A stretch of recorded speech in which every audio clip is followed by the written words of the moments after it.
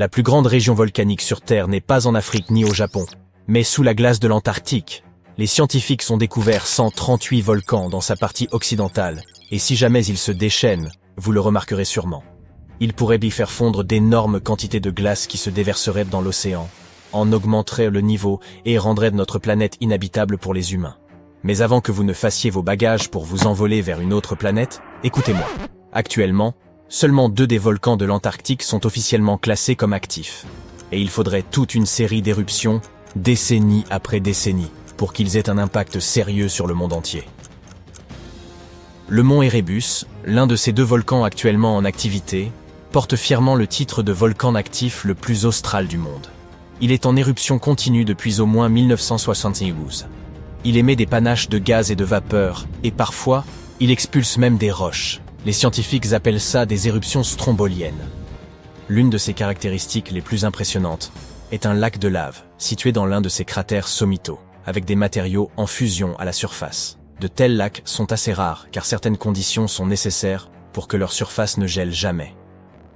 Le second volcan actif est l'île de la Déception, une masse de terre en forme de fer à cheval. C'est la caldeira d'un volcan actif qui est entré en éruption pour la dernière fois il y a plus de 50 ans. Les scientifiques qui le surveillent disent qu'il ne devrait pas se réveiller de sitôt. L'Antarctique est également le théâtre de régulières fumerolles. Il s'agit d'émanations de gaz et de vapeur volcanique. Dans les conditions adéquates, les crevasses peuvent expulser suffisamment de matériaux pour ériger des tours de glace de 3 mètres de haut. Les scientifiques surveillent les volcans de l'Antarctique avec des sismomètres qui se mettent en marche lorsque la Terre commence à trembler à cause de l'activité volcanique.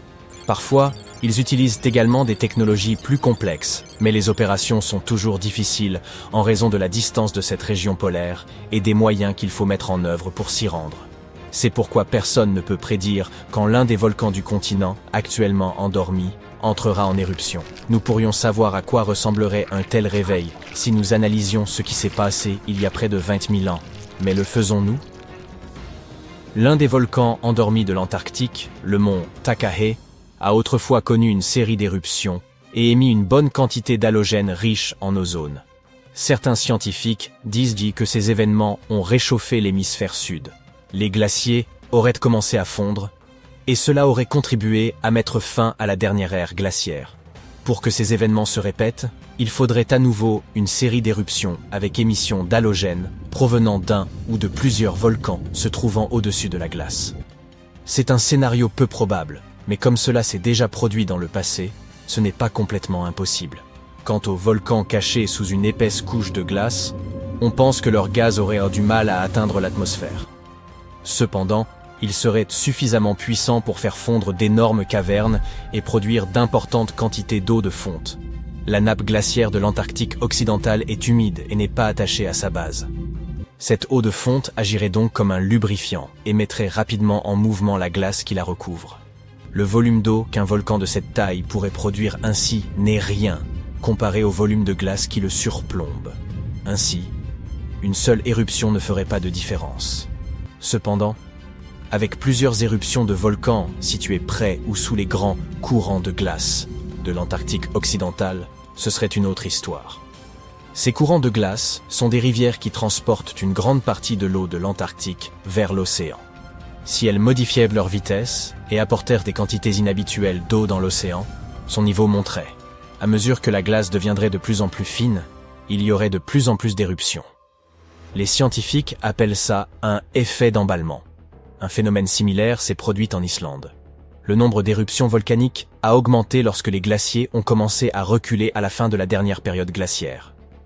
Pour que des changements massifs se produisent, il semblerait donc que plusieurs volcans situés au-dessus de la glace et contenant des gaz riches en halogène doivent devenir actifs dans un laps de temps assez bref et rester puissants pendant des dizaines voire des centaines d'années. L'Antarctique contient environ 80% de toute l'eau douce du monde. Et si toute cette glace fondait, le niveau global des mers augmenterait de près de 60 mètres. Et nous n'aurions plus qu'à chercher une nouvelle planète où vivre. Mais ce scénario est peu probable. Il est plus probable que des éruptions sous-marines lubrifient les flux de glace et envoient des masses d'eau dans l'océan. Mais ce ne serait pas la fin du monde. Un supervolcan extrêmement puissant et furieux pourrait y parvenir, et cela s'est déjà produit par le passé. Il y a plus de 200 millions d'années, le monde a connu une transformation majeure, avec non pas une, ni deux, mais 4 éruptions volcaniques massives. La province magmatique centra-atlantique s'est trouvée en éruption continuelle pendant 600 000 ans. C'était à Wrangellia, une grande masse de terre et jadis un volcan supermassif s'étendant sur ce qui est aujourd'hui le territoire de la Colombie-Britannique et de l'Alaska. Mais ce n'est ni la lave ni les cendres volcaniques qui ont dévasté l'environnement. L'éruption a fait exploser les niveaux de carbone. La planète n'a plus jamais été la même après ça. Cette activité volcanique aurait permis aux dinosaures de devenir les géants que nous avons découverts dans Jurassic Park. Elle aurait déclenché une saison des pluies de 2 millions d'années et rendu la planète chaude et humide. Les dinosaures ont adoré. Les chercheurs ont creusé profondément dans les couches sédimentaires, sous un ancien lac en Asie pour découvrir ses secrets. Ils ont trouvé des traces de cendres volcaniques et de mercure, des signes évidents de ces éruptions. Ils ont également pu confirmer les grandes augmentations des niveaux de dioxyde de carbone. Cela aurait rendu l'atmosphère torride, et la pluie s'est mise à tomber abondamment. La mauvaise nouvelle, c'est qu'une autre éruption comme celle-ci pourrait se produire. Le supervolcan situé sous le parc national de Yellowstone dort depuis près de 70 000 ans. Mais s'il se réveillait, ce serait bien plus catastrophique que l'éruption du mont St. Helens en 1980. On la considère comme l'éruption volcanique la plus désastreuse de l'histoire des États-Unis. Elle s'est produite après 2 mois de tremblements de terre et d'injections de magma, qui ont affaibli puis détruit toute la face nord de la montagne. La colonne éruptive s'est élevée à plus de 24 000 mètres dans l'atmosphère et a répandu des cendres sur 11 États américains et plusieurs provinces canadiennes. Et la dernière éruption de Yellowstone fut 1000 fois plus grande que celle-ci. Le sol de Yellowstone repose sur un point chaud, composé de roches fondues et semi-fondues. Ce magma s'écoule au-dessous du parc, à environ 8 km de profondeur, et fait s'enfler le sol comme un ballon. Mais lorsque le magma refroidit, le sol retourne à son état habituel. Les volcanologues surveillent cette activité depuis un siècle. Ils ont remarqué que le sol s'était soulevé d'environ 25 cm il y a une vingtaine d'années, mais que depuis 2010, il redescendait. Les experts disent que nous n'avons pas à craindre de grandes éruptions prochainement. La fin du monde n'est donc pas pour demain. Mais une certaine activité souterraine retient actuellement l'attention des scientifiques. Comme les humains n'ont pas été témoins de tout ce qui a pu se passer à Yellowstone, il est plutôt difficile de dire avec certitude ce qui se mijote là-dessous. Yellowstone a connu quelques grandes éruptions au cours des quelques derniers millions d'années. Elles se sont produites avec une grande régularité, avec des intervalles de 6 à 800 000 ans. La dernière grande éruption a eu lieu il y a environ 640 000 ans, et elle a véritablement remodelé tout le paysage, dispersant des cendres et des débris jusqu'en Louisiane. Il est toujours possible d'en voir les conséquences dans la caldeira de Yellowstone. Les experts disent qu'une éruption massive comme celle-ci est un scénario peu probable. Il est plus probable que nous assistions à des éruptions de vapeur et d'eau chaude ou, au pire, à des coulées de lave. Mais quand et avec quelle force cela se produira reste un mystère pour les scientifiques. Oh, de mystérieuses chaînes montagneuses cachées sous d'immenses masses de glace, d'étranges créatures translucides à la peau diaphane, des plaines enneigées qui semblent chanter. L'Antarctique recèle ses propres secrets terrifiants. Et désormais, un trou de glace colossal, grand comme la Suisse, ne cesse de s'ouvrir. Les scientifiques viennent enfin d'en percer la cause. Ce trou, nommé Polynie de Maud Rise, fut observé pour la première fois en 1974 puis en 1976 dans la mer de Weddell. Depuis, il joue à se dérober, apparaissant, disparaissant, puis réapparaissant des années plus tard. Et chaque fois, il change mystérieusement de taille. Pendant des décennies, les chercheurs ont tenté de comprendre son origine. Puis, en 2016 et 2017, la Polynie a atteint une ampleur exceptionnelle, plus de 30 000 km². Elle est restée ouverte plusieurs semaines durant l'hiver, marquant la première apparition d'une Polynie aussi vaste et durable dans la mer de Weddell depuis les années 1970. Voici ce qu'il faut savoir sur la glace de mer Antarctique. En été, elle atteint son minimum, environ 2590 000 km², ce qui, oui, est considéré comme peu. En hiver, elle s'étend jusqu'à 10 130 000 km², couvrant près de 4% de la surface terrestre d'étranges plaques blanches. La majorité se forme pendant la longue nuit polaire sur les plateformes de glace flottantes entourant le continent. Ces ouvertures dans la glace, appelées Polynie se créent généralement quand de puissants vents venus de l'intérieur repoussent les plaques gelées. Ce même vent glacial fige davantage d'eau de mer à l'intérieur, ajoutant encore à l'épaisseur de la banquise. Mais la Polynie de Maud Rise se situe loin des côtes, là où ces vents ne peuvent agir. En plein océan, de pareils trous sont rares. Ajoutez à cela la réduction générale de la glace dans l'océan austral. De quoi dérouter les chercheurs. Quelles conditions précises engendrent ce vaste et persistant trou de glace? Pour résoudre l'énigme, ils ont analysé une montagne de données.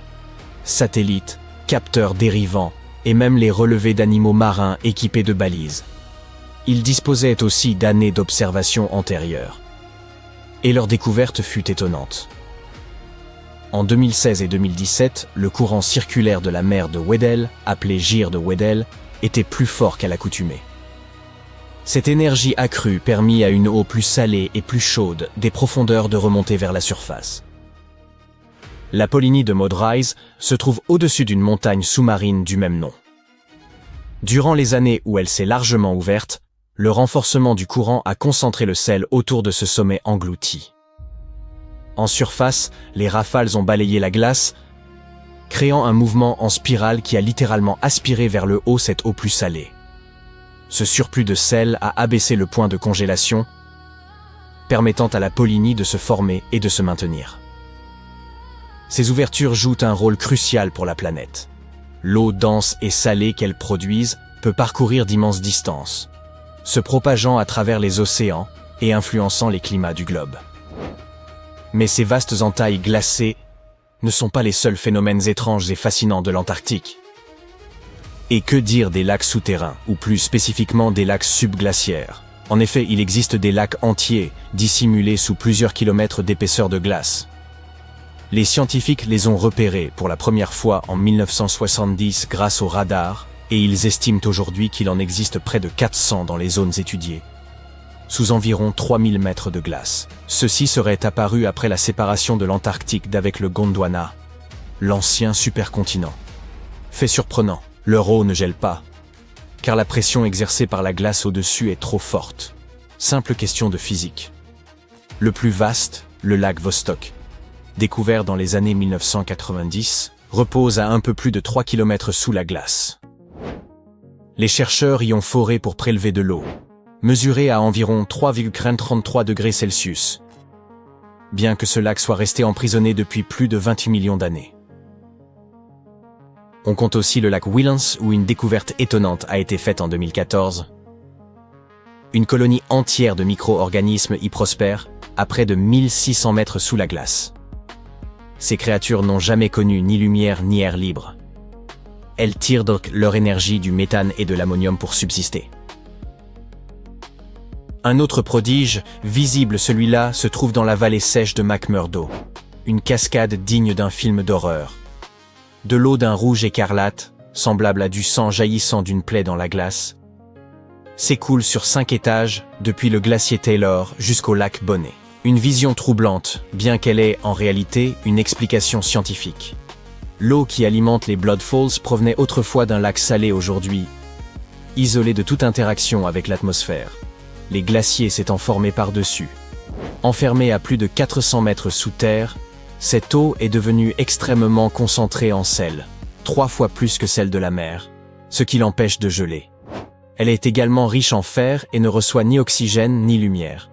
Lorsqu'elle s'échappe lentement à travers une fissure du glacier et entre en contact avec l'air libre, le fer s'oxyde. Autrement dit, il rouille, donnant à l'eau cette teinte rouge sombre si troublante. Avec des paysages si inquiétants, l'Antarctique évoque un désert de glace. Des températures polaires, des précipitations quasi inexistantes et des vents capables de vous renverser. C'est d'ailleurs là qu'a été relevée la température la plus basse jamais enregistrée sur Terre, 89,2 degrés Celsius. Pourtant, malgré ces conditions extrêmes, le continent abrite une faune aussi étrange que fascinante. Longtemps, les scientifiques ont cru que rien ne pouvait subsister sous une telle épaisseur de glace. Ils se trompaient lourdement. Une étonnante diversité d'êtres vivants s'y est adaptée. Des micro-organismes minuscules, des crustacés, d'immenses calmars, et même des araignées dont les pattes pourraient couvrir une assiette entière. d'énormes vers aux soies dorées et brillantes, pourvus de redoutables mâchoires dentées, rôdent également dans les profondeurs glacées. Et puis, il y a le poisson des glaces, un être entièrement translucide, aux grands yeux, dont les organes sont visibles à travers la peau. Ces poissons disposent de protéines antigel naturelles leur permettant de survivre dans les eaux les plus froides, mais ils périraient dans des eaux plus tempérées. Encore plus singulier, ils n'ont pas d'hémoglobine, cette protéine qui rend le sang rouge et transporte l'oxygène. Autrement dit, ils vivent sans la substance même qui permet à la plupart des créatures de survivre. Mais l'Antarctique n'a pas toujours été ce désert gelé que nous connaissons. Il y a des millions d'années, bien avant l'ère glaciaire, il était chaud, luxuriant et peuplé d'une vie abondante. Peut-être même de civilisations disparues. Difficile à concevoir, n'est-ce pas? Les scientifiques l'ont compris en découvrant du bois fossilisé, des restes d'arbres tropicaux et des empreintes de feuilles, signes indéniables d'anciennes forêts pluviales. Ils ont également exhumé des fossiles d'animaux marins, d'oiseaux et de dinosaures datant du Crétacé. Même les plus petites formes de vie ont laissé leurs traces, des ailes de coléoptères fossilisées, vieilles de 14 à 20 millions d'années, des fossiles unicellulaires et, plus stupéfiant, des cellules spermatiques vieilles de 50 millions d'années conservées sur l'enveloppe d'un ver disparu. Ainsi, il ne vous étonnera sans doute pas d'apprendre qu'au-dessous des épaisses calottes glaciaires de l'Antarctique se dissimule un gigantesque relief montagneux. La chaîne Gamburtseff s'étend sur près de 1200 km et atteint environ 3000 mètres de haut, soit près du tiers de la hauteur de l'Everest. Et pourtant, cet ensemble monumental repose sous une épaisseur de glace variant entre 2000 et 4000 mètres. Découverts en 1958, ces reliefs ont été détectés grâce à une zone de glace anormalement mince et à d'étranges relevés gravitationnels observés lors d'une traversée du continent.